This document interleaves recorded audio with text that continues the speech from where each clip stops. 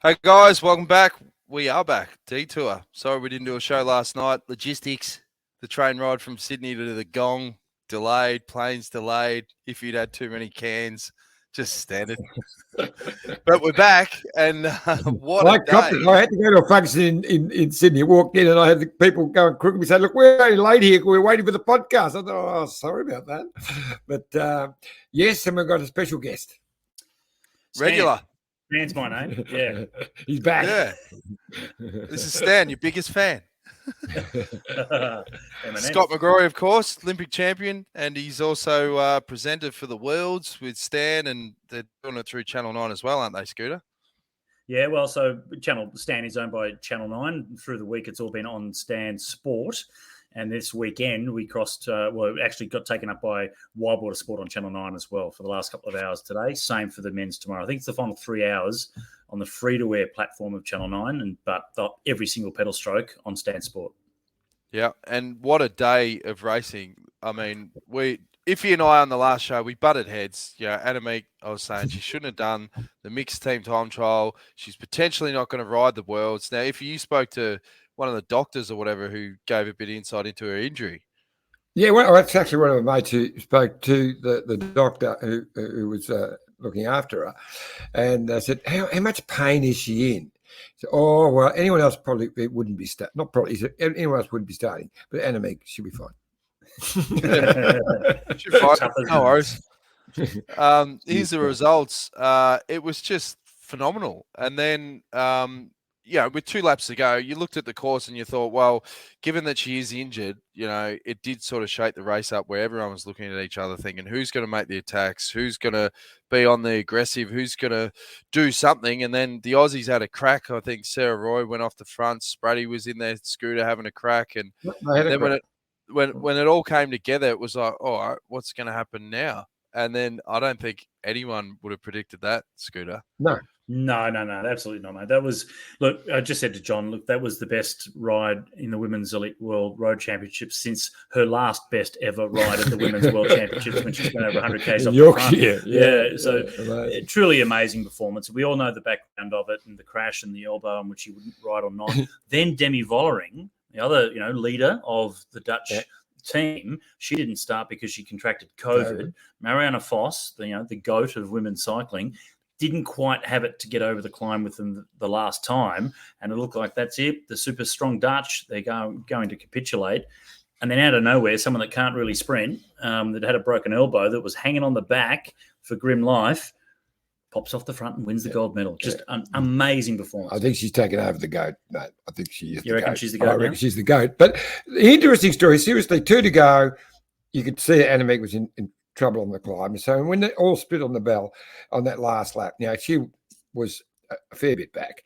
And the story right at that stage, which would have been one of the big stories, is the end of the reign of the Dutch at the Women's World Title. They've just dominated the race, not just with wins, but with the way the team has been, in control. And it was first time they weren't in control. They were struggling. So is this the end of the reign of the Dutch? Well, no. Well, it did rain a lot, that's for sure. The heavens opened up, and the Dutch rained on the parade of everyone else. I tell you, before we go anything on that race, no, you're right. I was just going to say, this is a big, the World Championships, of course, everywhere it goes, it's a showcase for that area. And today was the first big test as far as just selling the beauty of this region to the world.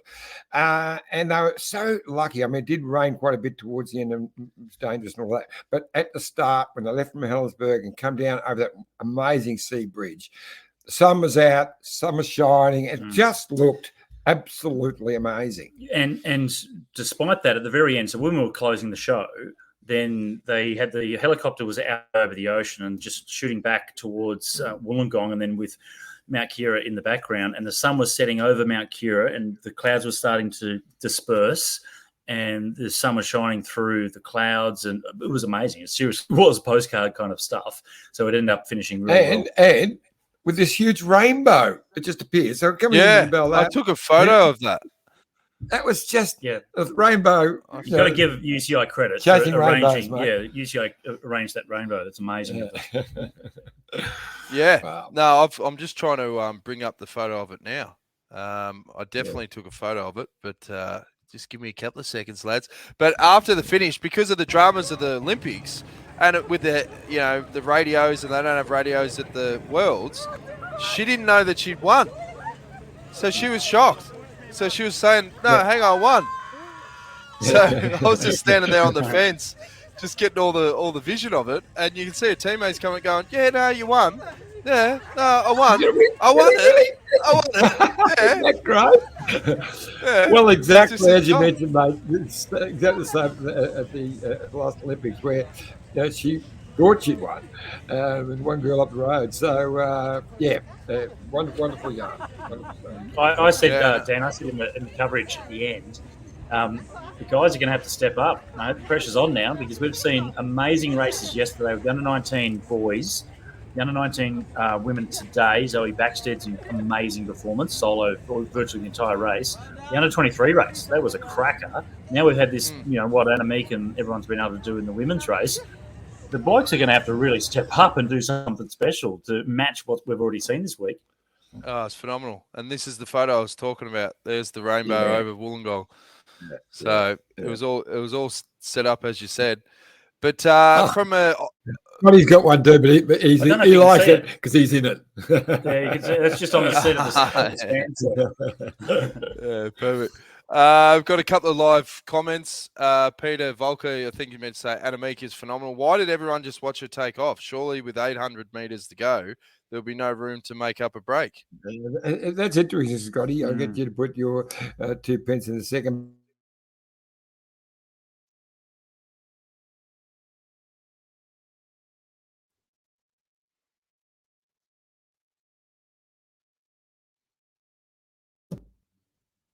We're back. You there? Yeah, I think we had a problem with the Wi-Fi. It dropped out. I think it might have been ours that dropped out. No, I think it was ours as well because we're both on the same Wi-Fi at the hotel. So yeah. Oh, okay. Well, we're back. Different floors. What yeah. floor So the Italians, they stuffed up for sure, but actually one of them went to go underneath. And then they moved out, and she sort of backed out. I don't even notice that. Right as she saw Annemiek up the other side, but there was definitely that.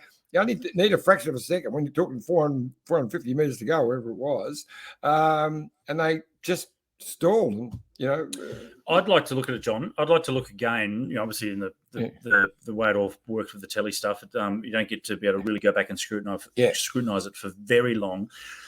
The one when that was all together.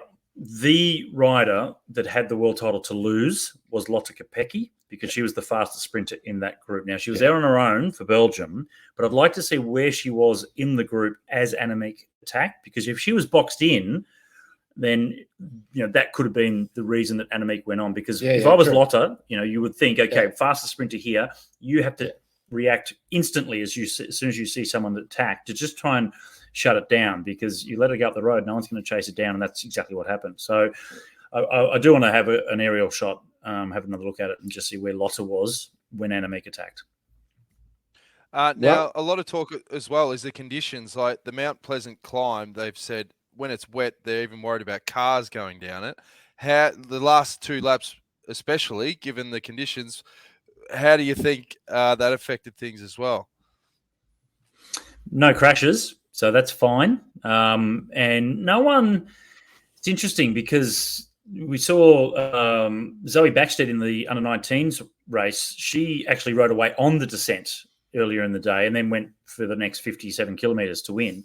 But in the women, when it all split up at the end, the 5 riders that went away the last 2 times, there were little gaps in between them, but no one really got dropped and no one crashed. So it was fine. I think they all had the great skills, and skills were good enough to get around and keep it all together. It's a type of descent that no one's going to take a lot of time out of someone else. But when it's wet like that, it just brings it even closer together because everyone's a bit shy on the corners. It was interesting watching the different techniques. Some of them really whack that other leg out and lay it down. Others, you see them backing off. But no, as it turned out, we were really lucky. And it just... it's great to see, because I reckon the girls are getting better and better at handling. They cop a little bit of flack, not only from guys talking about their ability to handle a bike, but that's changed so much. They're great bike handlers. They're professionals. Yeah, and it's an outdoor sport, right? So at this level, you would expect them to have reasonable skills, and I think they proved that today. So good on them. Yeah. Here's the video of Annemiek after the finish of her amazing. I think like I need to attack from behind. That's the only chance I have. And I was waiting and waiting until they come with the sprint over me, but they didn't catch me. And this was the domestique today with a broken elbow, and now I'm world champion. Just a domestique today, which she was. You saw her just riding for Voss, the former with a broken elbow, with a broken elbow up the climb, and then isn't that wonderful? In the saddle all day too, by the way. So you imagine it. We know what it's like to stay in the seat all day and not be able to get out and stretch your legs. Okay, she probably got out of the saddle a couple of times to stretch her legs, but in real points where she needed to accelerate out of corners anywhere through the race, she was doing it all seated. So it actually cost her a lot more energy by having to be seated all the way through the race. And harder for her too, because she is a person who gets off the seat to climb all the time. Yeah, true. Yeah, she does. Yeah. So, you think about the history of world sport. This is bigger than cycling. Like, we talk about Michael Jordan when he had the flu, and he had the flu or he had a cold. We're talking about a broken sniffle. This moves into the realms of Matty Hayman when he won Paris-Roubaix, Robbie when he won that amazing stage in the Canterbury after crashing, 20k out. Those special moments. You win in the Tour of Tassie when you're a few kilos overweight that time. Yeah. If you look like exactly. Yeah. Will Wizard, he says Wollongong looks a great town, but their car drivers are copping a lot of flack in the Belgian press about their attitudes towards cyclists. Have you heard any whispers on the ground? Yeah, that was me. I ran over a couple of Belgians, but it was accidental. I promise. Yeah. Well, I haven't heard any stories directly about that, but I can back the wizard up with the fact that we lived in Europe for a long time, and I spent a decade over there, and I noticed how bad the Aussie drivers are. There's a real lack of tolerance in Australia towards other road users in general. There's a fair amount of road rage, whether you're in another car merging or not indicating or whatever. Yeah. But on the bike, definitely, I see a real lack of tolerance in Australia, which has upset me. I've said this in the past. I've told you, Dan. I rode on the streets of Mumbai once, and at first I thought, this is going to be a bit sketchy because it's truly nuts when you see how many vehicles are on the roads. And once I got out there, and you've just got to be confident and put your hand out and move across lanes. I felt safer riding in Mumbai than I do riding through the streets of Melbourne. Because there was no one in Mumbai that cared. If you're a car, a truck, a cyclist, a goat, a cow, the goat, it doesn't matter what's on the road in front of you. They're patient and they're not angry. You're there, okay. But we're here. There's this self-righteousness that someone, people in cars have more rights than everybody else on the road. It's definitely but the Wollongong is becoming a real cycling city. I mean, they have the City to Gong ride each year, so they are used to a lot of cycling. Specialised bike lanes are everywhere as well. All of that, and it's the only UCI registered recognised city in Australia. So, it's pretty special. So hopefully that was just a couple of clowns. Tony McIntosh says she's an absolute freak, and Will Wizard again says Belgian Dirk de Wolf has questioned Van Vleuten's elbow on Belgian TV show. Old Dirk reckons. Yeah, the Belgians and the Dutch have always had a little bit of, clash. So, yeah, but just and who finished second? A Belgie. Yeah. Yes. Yeah. Well, let's have a look at the results again, because at one point there I thought, geez, Alex Manley's up ski. Protected rider, could have come back for a bit of a sprint.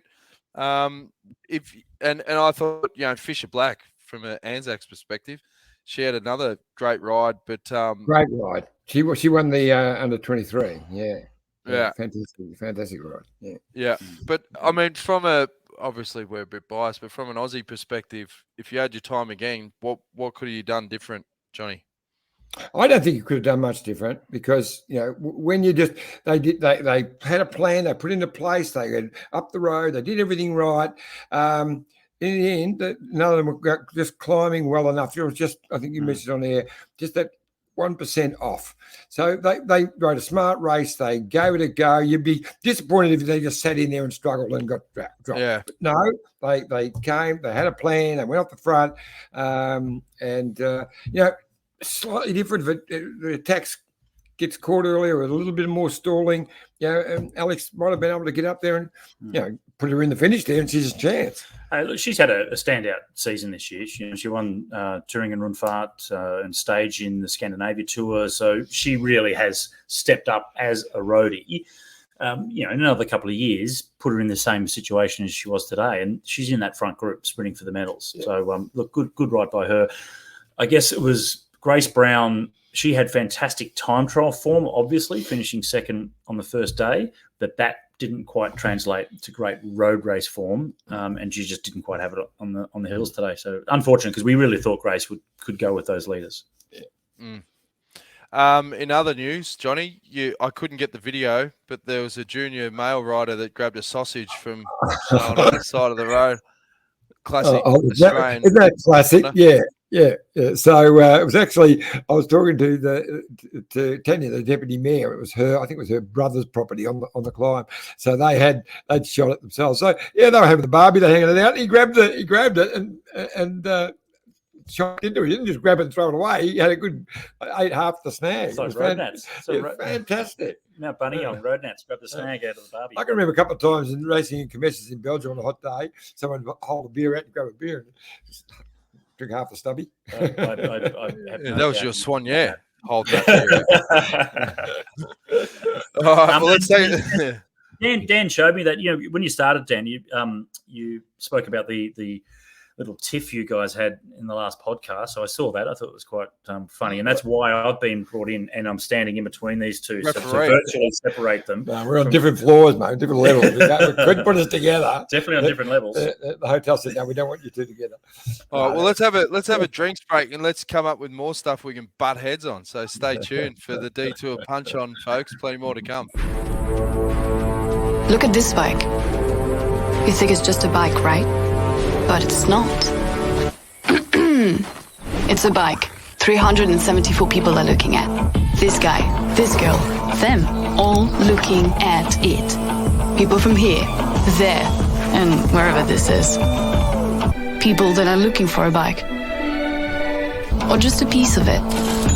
Amateurs, semi-amateurs, and pro-amateurs. This guy wants this bike, but with this crank and these bars. This could be the perfect match, but not this one.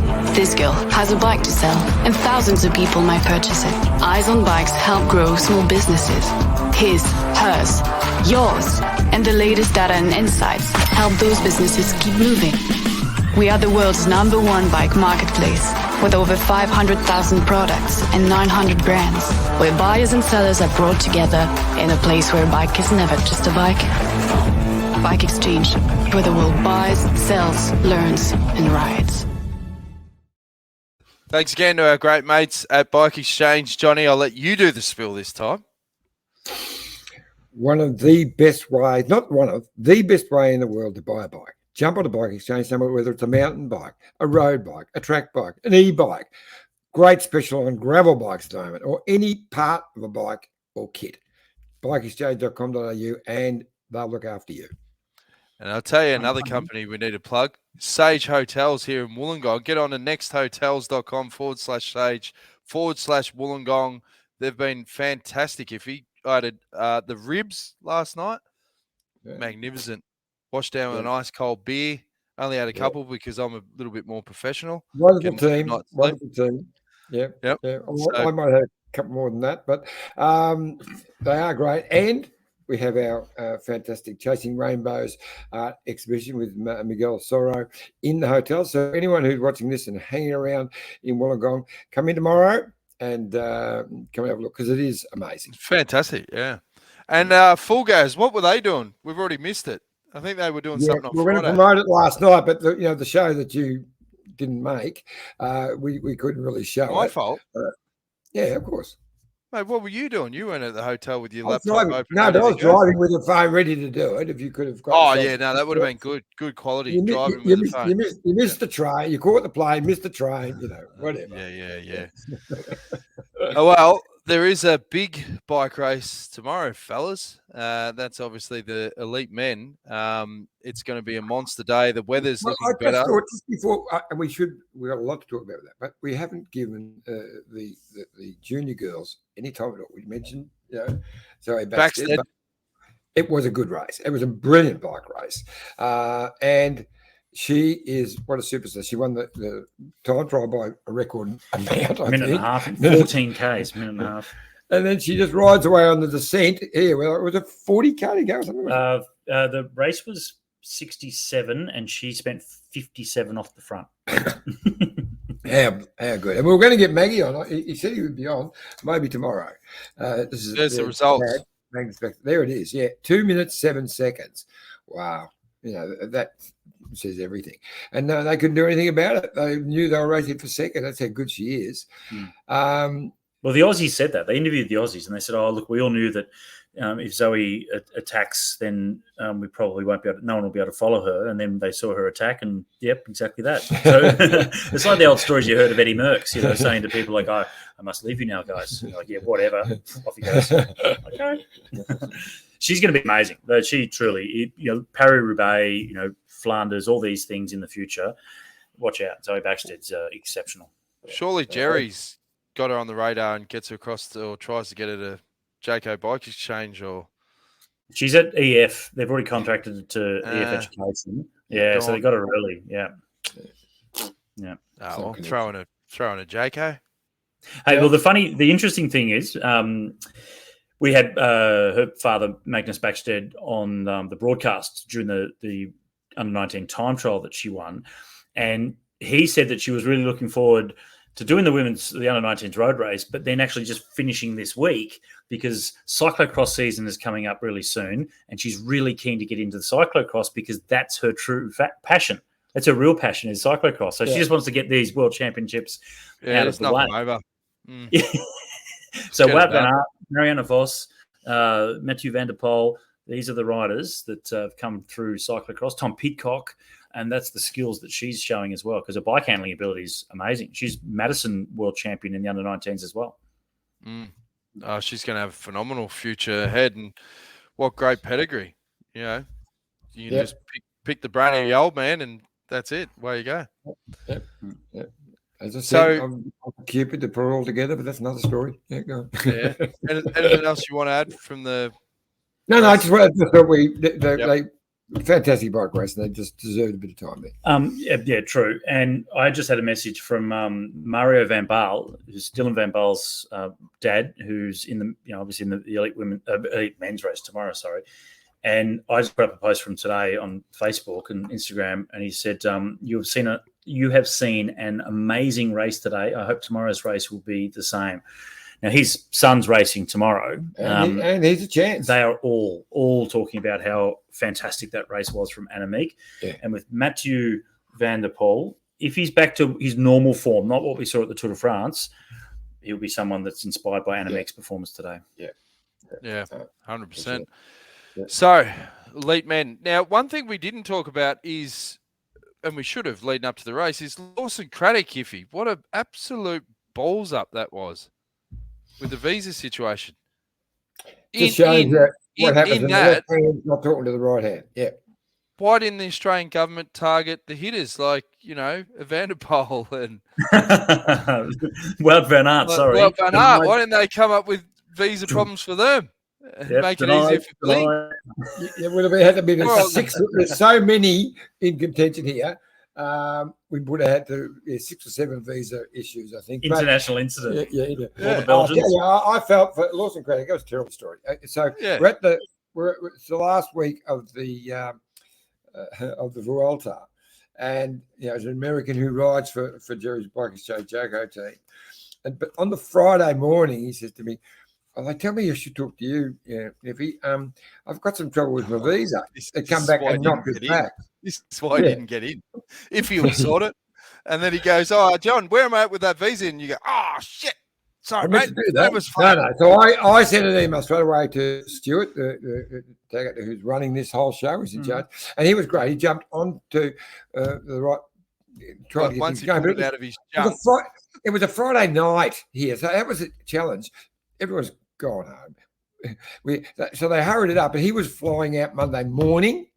And his visa, his corrected visa came through 20 minutes after the plane took off. But why was there an issue in the first place? Who would know? Just some little thing. So you'd think for World Championships, if there's something wrong, whether he did something wrong in the filling out of it, or it was something where they just said no, rather than go back and say, "Oh, look, can you just fix this?" That was the problem. Yeah, Jesus, I straight government. We've got form now, don't we? Djokovic. I thought you were going to suggest, an Indonesian island and a boat or something, and try and bring him back to the back road. He'll end up on Christmas Island. Look, he could have left the next day, and maybe he said, "But look, it was all too hard." He was worried about the whole jet lag stuff and everything anyway. And another day later, it was all which is a real shame because he was a medal chance in the. He would have won it. Time trial. He would have won it. Yeah, he would have gone all right. He would have gone all right. Yeah. Well, who's your tip for tomorrow, boys? Like, obviously, Michael Matthews has put his hand up and said that he's dreaming about it every day. You feel the pressure building, like with Bling, and I saw him out the front of the hotel last night and just said, mate, just enjoy yourself. Former pro myself, like I get pressure and all this sort of stuff. He understands it. That's great. I do. Dan understands pressure. No, he does.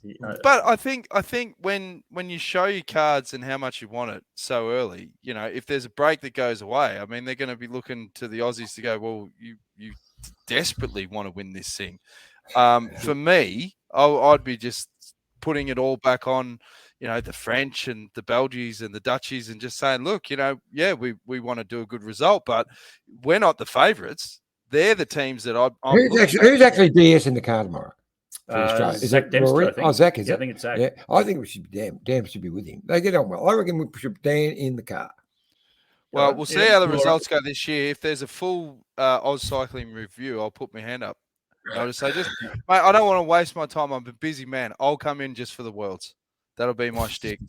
Fly in. I'll win you the bands next year. You want the bands?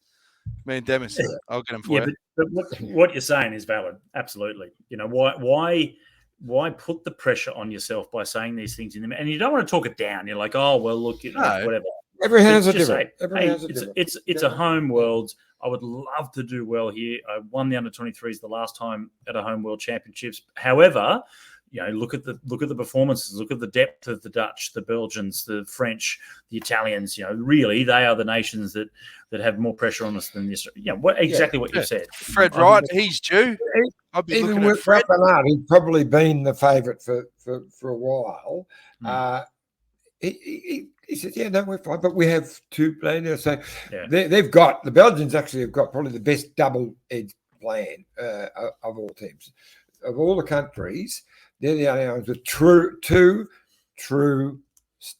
winners. Guys who can win. Evenepoel and Wout van Aert. They can play the double whammy game, and I can foresee Evenepoel going long range. I reckon he'll go early. Do you know he in the press conference the other day said that was put up after last year's Worlds, where there was the conflict. And then immediately, because of the time trial result where he didn't get to win, you think, okay, maybe he still wants to win the road race. This could cause an issue. He said in the press conference that, look, you know what? It's like a marriage. You sign the contract. It's a marriage. And immediately I thought, it's about 60% of marriages fail, don't they? So that's not a good analogy. So there could be fireworks with the Belgians. I'm an expert on marriage and bikes, so I've got plenty to say on both parts. But I before we go into all of the stars, because there's plenty there, I reckon tomorrow's race will be a absolute ripper. I can't see it being a boring race in any way. They're worried about Bling, so the pressure will be going on. And he's definitely a big chance. And there's a few very good outsiders too. So you got Van der Poel, who's in fantastic form actually. So he's going to be big chance. And as you say, inspired by the Dutch today. Venepola, Wout van Aert, Bling, Alaphilippe, it's 1-2. But then you got those outsiders. When I say the Dutch only have one with they got Dylan van Baarle is probably another. He's a bloody good bike rider. His form is good. He gets up a hill okay. He did win the Hill Sun Tour. Absolutely. Had to get up a decent hill that day. Alaphilippe is an interesting one because of he hasn't ridden the Grand Tour this year, so he hasn't got. He's had injuries. He's obviously going well enough because he wouldn't be here, but without a Grand Tour in your leagues, will he have that bit at the end? I mean, he's going for 3 in a trot, trying to match Sagan. Sagan's name keeps popping up too. I don't think he will No chance. No chance. I would say he deserves more respect. That he won't finish. I don't reckon he'll finish it. There you go. He won't. He'll pull out with 2 laps to go. Okay. Yep, you heard it here first.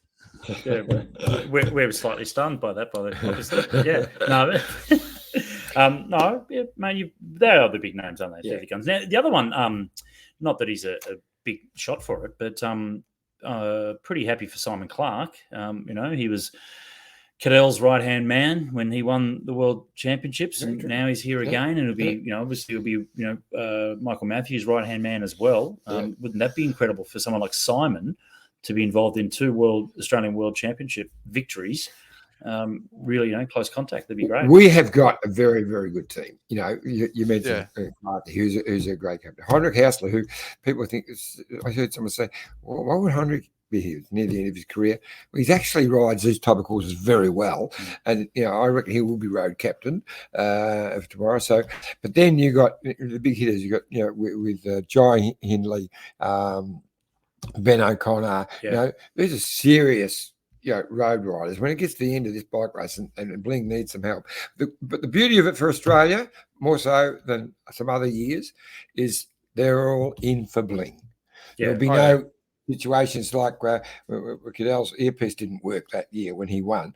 They haven't got earpieces now anyway, but it didn't work. And I hear the problem with his earpiece was actually he forgot to put it in. But that's another story. It didn't fall out at all. Just didn't go in. Well, Simon Gerrans and Michael Matthews, at World Championships, Robbie McEwen, Stuart O'Grady. We have had these issues before where we've had guys that wanted to be in for themselves, and that's not the case. You're right, John. Yeah. And when I take over the reins next year, that won't happen on my watch. Oh. Now, another Aussie connection is Daniel Bonello, who's riding for Malta Scooter. Well, yeah, he is. I haven't looked at the full start list. Is Alex Smythe on that start list as well for Malta or not? Because he rode the time trial. Have a look. Okay, so he rode the time trial. So I've so Smythe's been around the VIS riders back in the day, and obviously Dan Bonello's time in a bike shop that I was working back in years back. Very Maltese, absolutely. Same with Dan, but mother's heritage, mother's side, I think, for both of them, and a especially the time trial, because Dan was the first rider off in the time trial. So when he crossed the line, obviously he's leading, and he slammed the brakes on, turned around, jumped the fence, and went up into the hot seat, so he could just have the next 27 seconds until the next rider came through and took over the lead. So he's got photos of himself in the hot seat. Good on you, Dan. Well, I love looking at the countries that have only got 1 starter or 2 starters. The true underdogs of the worlds. Now, I saw a country I was looking at with Mitch today, and it was Holy See. And we're like, Holy See, what? I've never heard of that country before. It's Vatican City. The Vatican, yes. Yeah, they got 1 rider. First time ever. What's his name? Yeah, first time ever, because they are. Okay. We're not going to go into religion, but anyway, he's here. He had some issues in training because he's got his robe got stuck in his cassette in his chain the other day. Yeah. No, he was lucky though. He punctured, but it just sealed itself. It sealed itself. Oh, exactly. I think it's that new sealant they have in the. No, it wasn't that. It was completely tubular. He just forgot holy water bottles. Yeah. We should take the pun. Yeah. Well, maybe the Vatican City could apply for Worlds, and they could ask you to design another course, another hot dog circuit. Yeah, well, I've done a little tour of the Vatican, so there's a hill, definitely a hill there. So yeah, we're looking at it. Do you know that the before he says it, I'll get in. The Bay Classic Series was on the broadcast today. Really? Yes. It got mentioned by Phil Liggett and myself in the broadcast because Phil Liggett, we phoned in. Phil phoned in from or video call from. He's on a steam train weekend. He's travelling on steam trains this weekend in the Midlands, and it got mentioned that Phil's coming out obviously over summer, and the Bay Crits were mentioned. They're going to be huge. They're going to be huge. They are the biggest things ever. Bigger than ever. And two of our biggest riders in the world have said that they're going to be no names packed through at the stage. Dan Bonello and Alex Smythe from Malta. There you go. Yeah. But no, the first representative from Holy See. Yeah, well, yeah. Why not? Yeah. All right, who's your tips? Will Wizard. He's going for Benoit Cosnefroy outsider for road race. Well, he's got good form. Yeah, he wasn't coming at all until he performed so well in Canada, and that was a very impressive win. Actually, he beat the one Bling ran second, which was a very impressive second place. But yeah, he wasn't coming. He decided, I've got this sort of form, and we haven't put him into the long range. But how far can you go down on? So if it was an impressive win and it was an impressive second. Like if you go down that list, was it an impressive 15th place for could it be? It was? That was a very impressive 37th place for Joe Bloggs. Yeah. Well, it was impressive second because he beat Wout van Aert. Bling out sprinted Wout van Aert, so that makes it impressive to me. Yeah, and they just didn't call the breakaway back. But your mate Dan, Fred Hmm. Wright. This is a course that he'll go well. English actually got some good young Hayter. It's they've got some great talent. Got some great talent in there. So he's due a win. Yes, he's Hayter to be ran second again, but no, I think we're in one hell of a bike race. Can Pogacar hasn't got the depth with his team. Pog, he'll be up. Yep. Oh, I can't believe I haven't. No, I think the Pog. I didn't have. He's one of. I was almost going to tip him because his form in Canada was amazing. Yeah, he beat Wout van Aert in a sprint too. He beat Wout and blew everyone else away as well. So he's got the form to win here. Pogacar, gee, fancy not bringing him in the top, but he's one of the top three. But I'm going to go for Bling. I'm all in for Bling. Yeah. Will Wizard, Vatican rider's Dutch, but married to an Aussie who works in the Vatican, which is registered to the UCI. So there's Aussie sounds double Dutch to me, but anyway, it's all good. Sam Bewley, All Blacks won in the Bledisloe Cup. Thanks for that, Bills. Thanks, Bills. Yeah, and Geelong killed the Cats. Shouldn't have won the Bledisloe Cup. Did you guys talk about that after the first game? No, we've robbed. Oh, yeah. Stolen, absolutely stolen. Anyway, we're not going to bore on football. Nah. I think we're ready for dinner, boys. YouTube.com/the Detour Podcast. It's going to be a big day for the road race. Who's your tip, Scooter? Look, it's really hard to go past Wout van Aert. I'm not going to give you a whole bunch of names. We've gone through them all, but clearly I want Michael Matthews or any of the Aussies, but Michael Matthews to get the win. But Wout's just incredible. He can do everything. All right, I'll put in a smoke. Biniam Gamay. I think. Imagine that reaction in Eritrea. Oh, he was on my list, fourth one down. Forgot to mention him. He's on my list. And you're dead right. I met one of his sports directors today. I was in. You got a team of 6, Eritrea. Yeah. So I was with. This was his team sports director. I was in with Jason and the SRAM. Just walked by and called him for a quick one, and a lovely guy, and he reckons Gourmet is on form. Really? Chance, Eritrea at the World Championships in 2010, Geelong had 1 rider. Now they've got 6. So look at the progression that they've had. That's amazing. Yeah. And that was Daniel Teklehamamotte. Yeah, great edge. Who went on to get the KOM jersey at the Tour de France. So. Pretty cool. That has that progression from an African nation. So, they're great. I remember a great story with Dan before we go. Like when he first came out to Green Edge, we had our first camp, and he was talking to Shane Bannon on the phone, and he said to Shane, "Well, what do you want me to bring for the camp?" And Bannon said, "Mate, we've got it all sorted." And he came through the UCI program, so he said, "All right, sweet, they got everything sorted." Gets off his plane, and he picks him up at the airport, and he said, "All right, mate, we'll just wait around for your bags." He goes, what are you talking about? He goes, well, your bags. You come from home. And he goes, yeah, but you said you'd have everything sorted. He goes, what'd you bring? And I think he had a toothbrush in his pocket. And then they decked him out with the bike and the kit and everything. And he came to Australia, and they were going to put him in at the Prince Hotel, and Jerry said, I don't think he really wants to stay there. So Langy. we put him in with Langy for a week. Did you? Oh, Yeah. that stretched the friendship. Christmas. Yeah, Christmas with Langy, didn't he? Christmas with Langy. Yep. He called the rabbit stew. He wouldn't eat rabbit. He had very, very different on religious grounds. Wouldn't eat rabbit. But anyway. He was a great guy, and he still is. So, all right. Well, big day tomorrow, lads. So get your sleep, need your cherry ripe, and it should be a great Worlds. But as you said, going on the races so far, a bit of pressure on the boys to make it a cracker. Hopefully, it's better than the AFL Grand Final. That was a non-event. That was terrible, wasn't it? Yeah. Yep. Actually, I just remember. I know where I met his team manager. It was when I was swanning into the UCI tent. There we go, an ale with Valentino. Yeah. And, the only thing the great thing about the AFL Grand Final today, Collingwood weren't there. Yeah, neither were Carlton. Yeah, it doesn't matter if Carlton were. Collingwood missed out by 1 point last week. That was great. Let's not talk about Hawthorn. All right. How's the coach? Oh no, he's in trouble. But no, he's not with us anymore. All good. Euros are thinking, what the hell are they talking about? All right. We'll see you tomorrow, guys. Cheers. All right. Bye.